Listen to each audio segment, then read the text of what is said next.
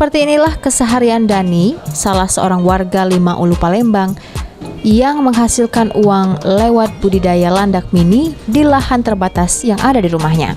Dani mengatakan dirinya sendiri berlatar belakang sebagai koas dokter gigi di salah satu universitas negeri di Indralaya.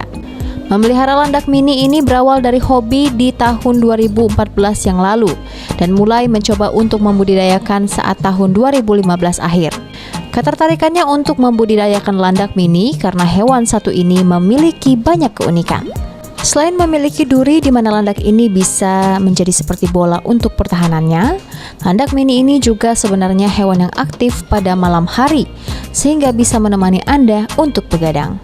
Untuk perawatannya sendiri tidak sulit, tinggal diberi makan serbuk kayu untuk alas kandang, memandikannya 2 minggu sekali, dan memberi makan seperti pelet kucing, atau Anda juga bisa menggantinya dengan jangkrik atau ulat Hongkong.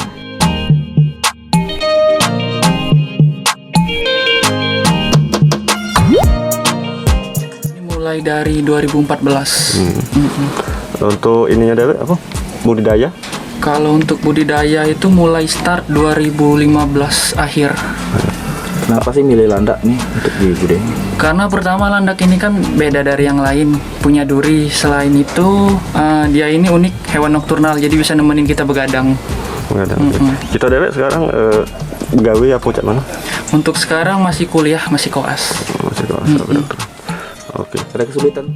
Sepasang landak mini berumur 6 bulan normalnya bisa melahirkan 3 hingga 4 anak sekali dipijahkan. Dengan waktu sekitar sebulan setengah untuk mengandung, setidaknya sekitar 20 hingga 35 ekor landak mini bisa terjual dalam sebulan lewat pemasaran di media internet. Untuk harga landak mini ini sendiri dibanderol dengan harga mulai dari Rp230.000 hingga Rp1.500.000 per ekor untuk anakannya.